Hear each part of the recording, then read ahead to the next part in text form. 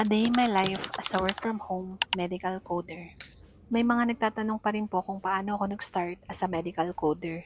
Ito po yung story nun. Year 2015, kakagraduate ko lang nun as a nursing student. Siguro mga ilang months pa yung nursing licensure examination after ng graduation ko. Kaya ni-refer ako ng cousin ko na medical coder na nun na mag-apply sa Miramed.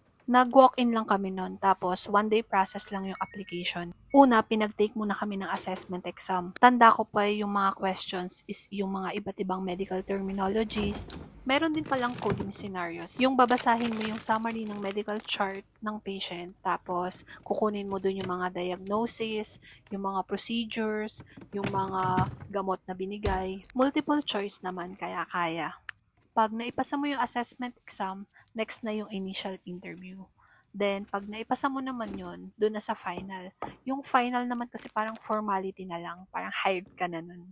Pero depende pa rin pala sa company, kaya dapat galingan pa rin. Yung medical coding pala, sa una, mahirap talaga. Yung parang nag-aaral ka ng new language.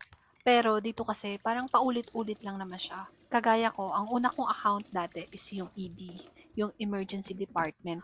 Ang quota namin nun is 120 charts per day. Imaginein mo yung half nun, halos same cases lang. Kaya makakasanayan mo rin siya. Tapos, araw-araw mo pang ginagawa. Sa kapag gusto mo naman yung ginagawa mo, tas nai-enjoy mo, hindi mo naman mafe-feel yung hirap. Regarding pala sa salary, sa una talaga mababa.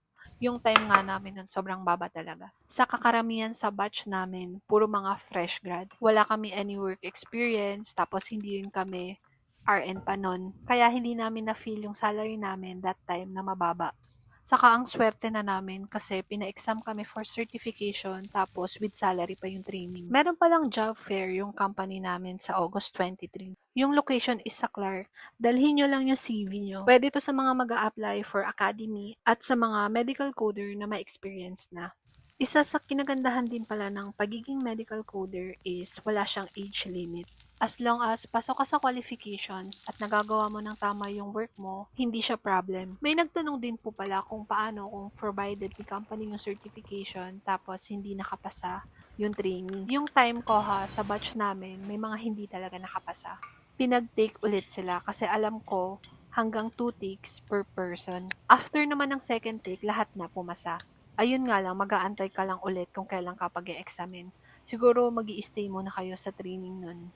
Regarding pala sa salary, may mga nag-PM kasi sa akin kung ano mismo yung salary ko.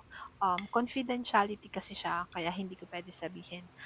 May isasagot ko lang, sa mga non-certified is mababa talaga kumpara sa mga certified na nag-apply. Yung pag-increase naman ng salary, nakadepende rin sa'yo. Kung magja-jump ka ng iba't ibang companies, tataas yung basic salary mo nun. Tapos, madami ka pang mga specialties.